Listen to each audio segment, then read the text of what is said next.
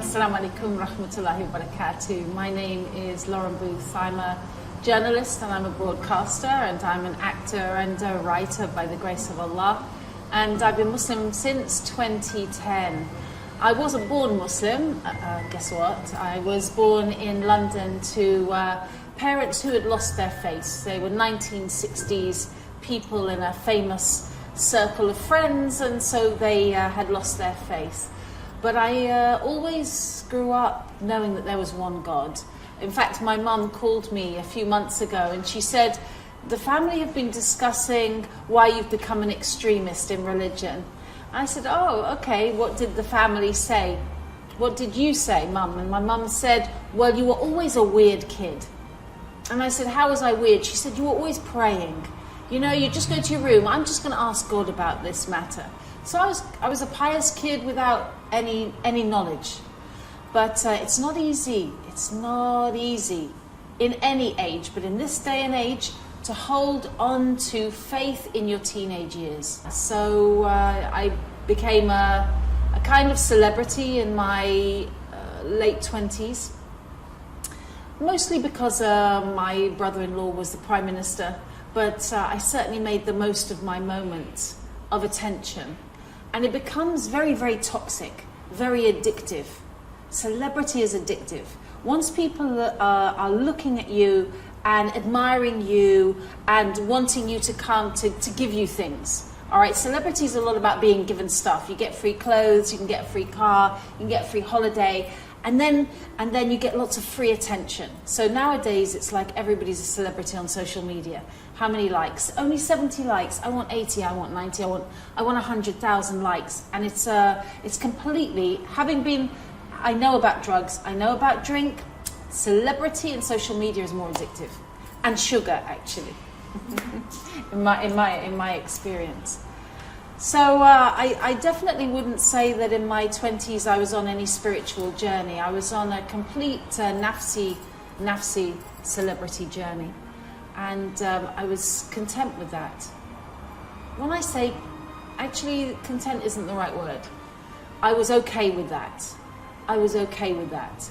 But I was getting myself into situations which were ugly, with people who were in a very low moral state, which, to be honest, their fame was this high, the moral state was in the gutter.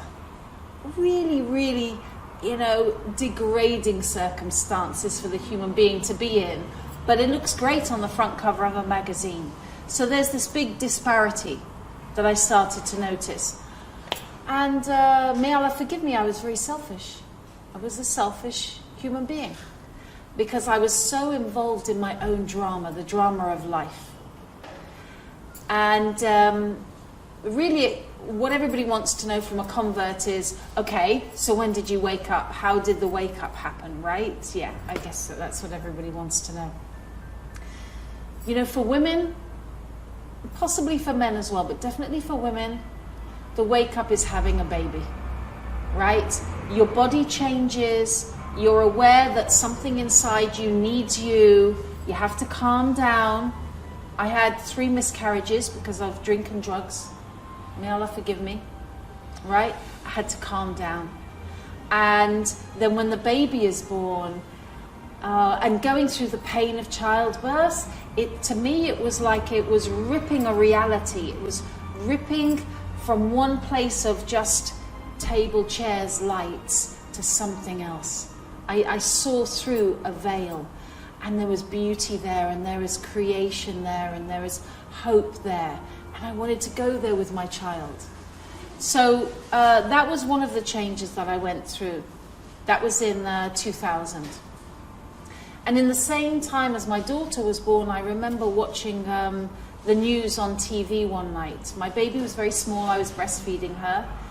And there was a photograph of a boy.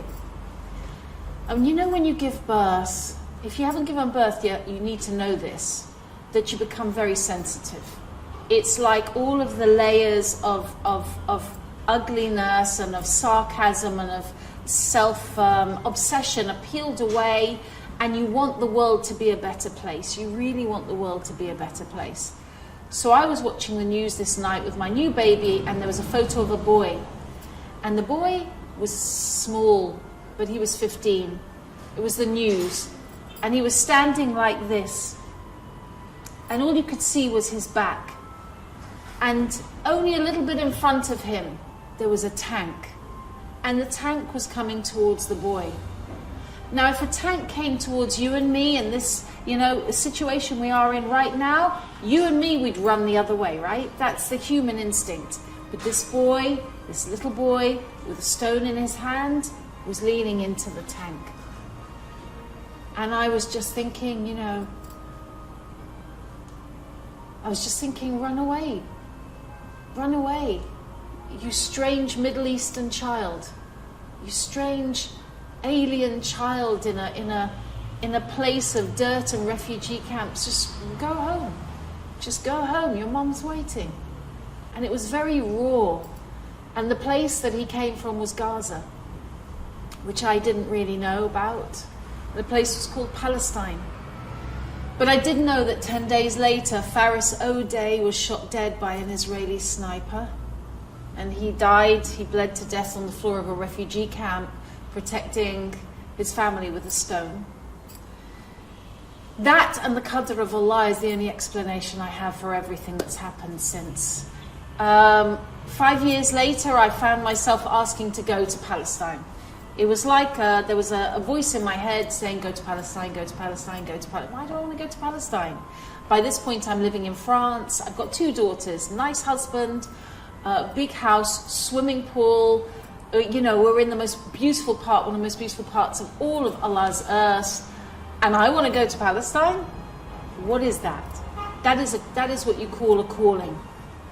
And what we recognize in this world is that all of us have a calling away from materialism.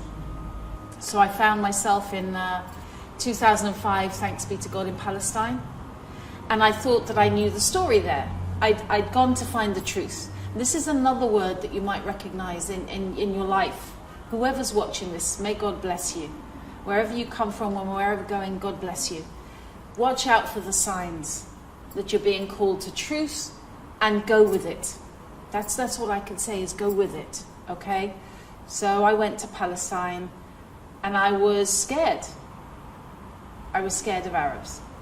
Yeah, definitely. Arabs with guns, Arabs with loud voices.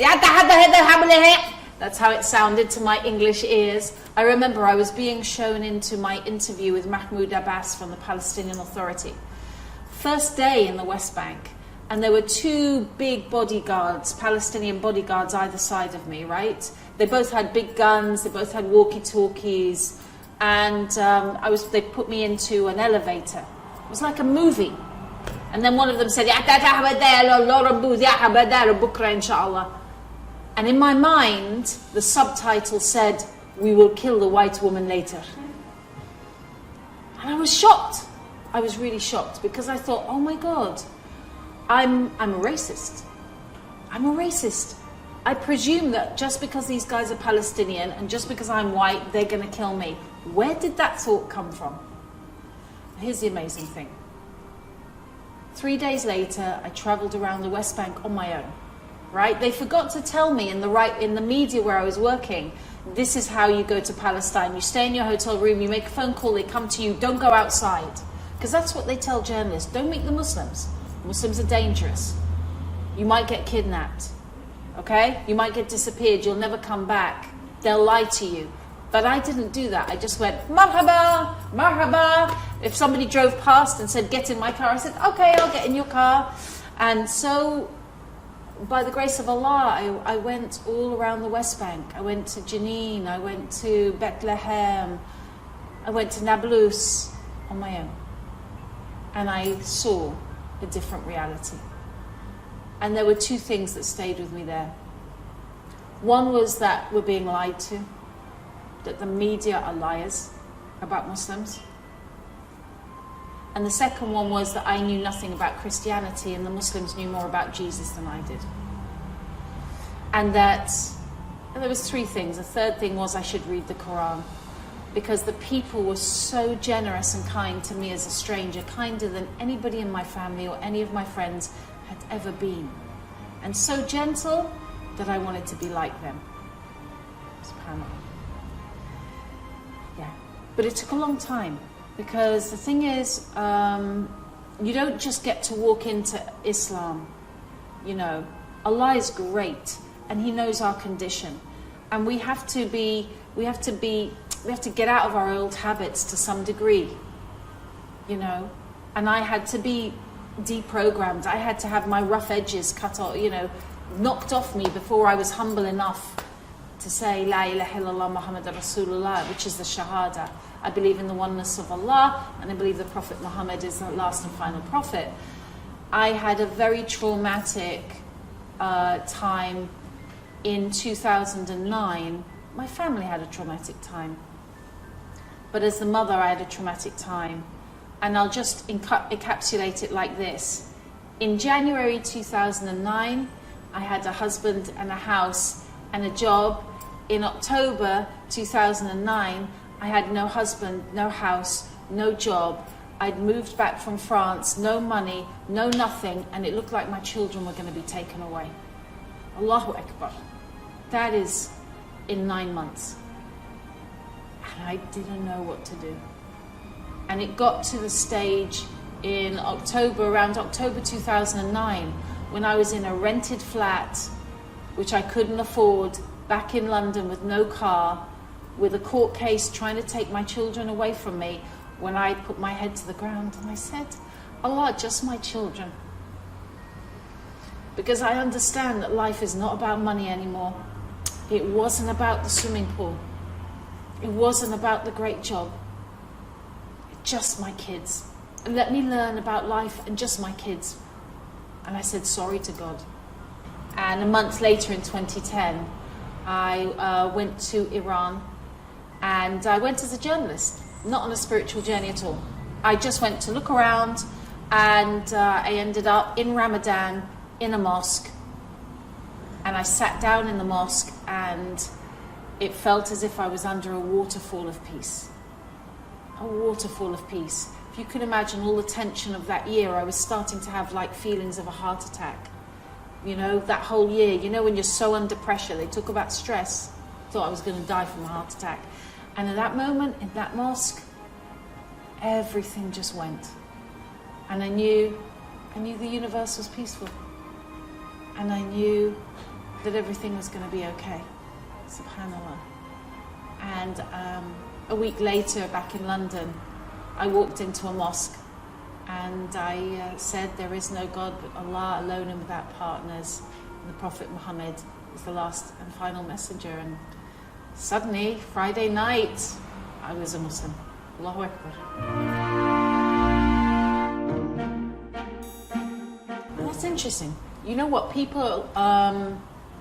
So I worked in the mainstream media, right? I worked for right-wing newspapers as a left-winger. I'm a liberal. I don't even know what that means anymore as a Muslim. But anyway, you know, I wasn't right-wing. I was considered myself a liberal. And I worked in the mainstream of newspapers. And was there anything... And so as soon as I came to Islam, there's only two things that the right-wing media can write. If someone who is sane, because I clearly wasn't mad, if someone who is from them, I had a page in their newspaper, in the Mail on Sunday. I was a regular columnist. I was on TV, on Sky News regularly. Suddenly turns up in a hijab. It's like, okay, two options. She can't cope with life, or she's having a midlife crisis.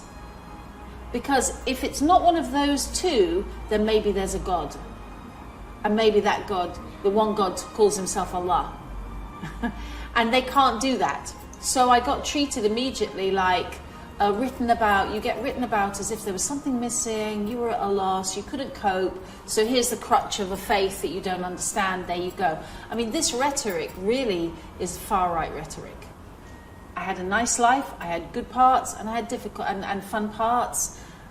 I wasn't looking for faith. Faith, by the grace of Allah, came to me. But I did want to be kind. And I did want Palestine to be free. and only Allah knows.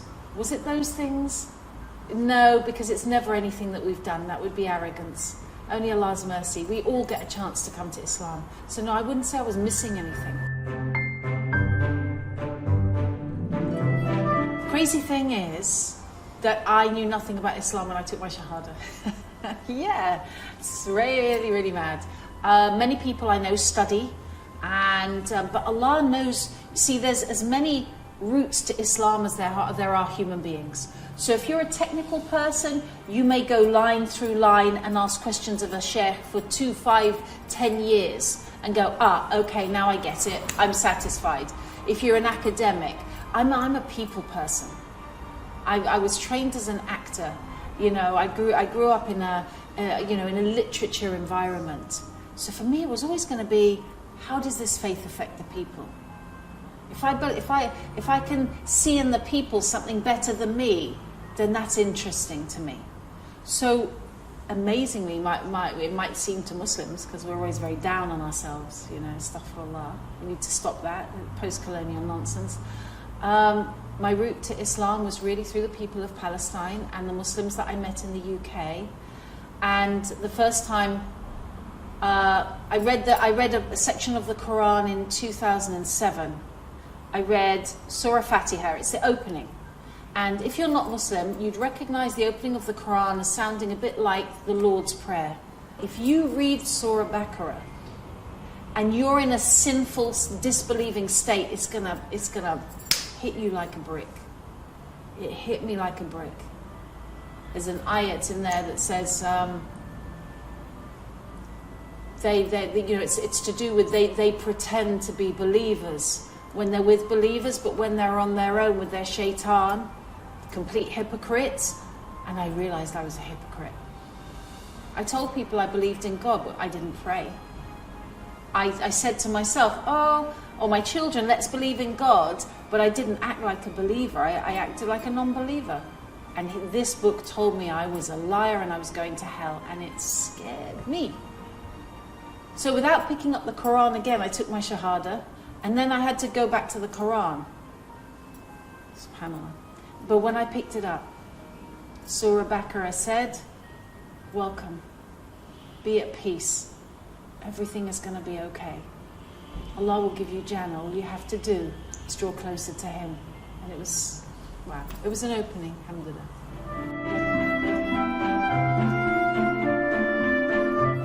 When I was young, I didn't know anything about Islam. In the 80s, early 90s, I just knew there were Asian people who did weird stuff and they had their exotic gods. And it was probably very colourful, and Muslims probably prayed to about 12 gods. You know, I completely confused it with Hinduism and didn't care. And then after 9/11, I felt sorry for Muslims, because I thought, wow, it's really unfair that the poorest people on the planet are being bombed by the richest people on the planet. It doesn't make sense. Afghanistan, Iraq, what was that? I didn't like what I was seeing. So I began protesting against the war in Iraq. Then I found out about Palestine, and I took steps by the grace of Allah to try and do what I could to bring attention to Palestine. Actually, because I was 43 when I came to Islam, and because I'd been to Palestine by ship and by, I don't know, all different ways, my family kind of thought I was crazy anyway by this point. So like, oh, now it's Islam. Oh, right, okay. So, but it started to bite after a while. Oh, you're really going to keep the scarf on, are you? It's not just a fad. No, it's something that I need to do for my faith. It's something I believe in. And then you start praying in your mum's house. She's like, ugh. But she was okay. To be fair, she never stopped me praying. But there were a couple of times when, even recently actually, you know, I had to speak to my family because they were serving alcohol at the table. And I said, you know what? I can't do this. I can't. It just is not right for me to sit here. I know it's your house. But do you mind, you know, I'm not going to ask you not to drink, but I'll just go and sit at another table. He said, what about your mum? I said, my mum's 80 years old. She can do what she wants. But you're younger, and you know I'm a Muslim. If you choose to drink now, it's your house, I'll go and sit somewhere else. But for me, I'd rather not. So there's all these kind of little sticking points. But honestly, they've been really, really good. That hasn't been a problem for me. Alhamdulillah, shukr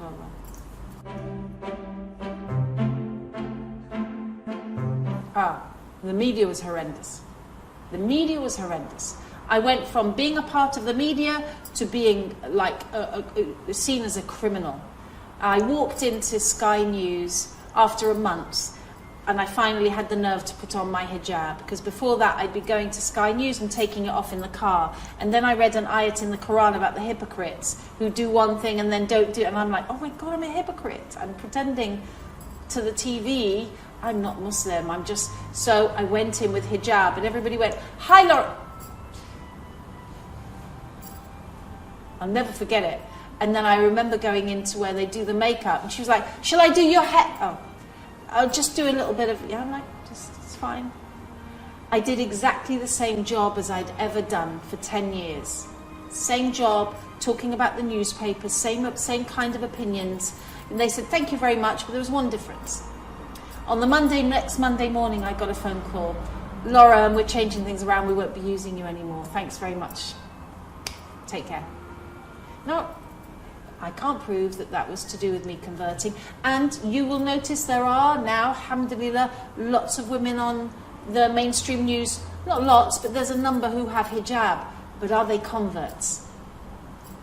Are they converts? The world is not ready for converts to be seen. The Western world is not ready for converts to be seen as rational human beings. Because how can you be rational when you've been believing Allah and all that stuff from the Middle East, and they have all these confused ideas? So that was difficult. It was only difficult in that it impacted me financially, because I literally didn't care. I didn't care. Call me a terrorist sympathizer, I don't care. I've got my Quran, I've got my Allah, I've got my kids. I don't care. So, and hate for years, 4 or 5 years, hatred. And it didn't matter at all, because everything is with Allah. And Allah will choose the path, as long as we stay the course, steadfast, steadfast, steadfast. So I'd say this to anybody who has a feeling in their heart, maybe Islam is the right way. You might come from Russia or Texas or France or South America or part of Africa from a Christian family. Don't be afraid. Never fear. When you take the path to Allah, everything is lifted, because you know what? Our sins are gone. And nothing you've experienced so far can replace that feeling. And don't be afraid as well, because everything will make sense. You know, the feeling of, I don't know why I'm getting up in the morning. The feeling you might be having of, this world is so crazy, I don't know why I'm here. When you study Islam, when you live a Muslim life, when you speak to Allah every day, everything makes sense. You will know why you're here, where you go to next, and how to make things better, inshallah.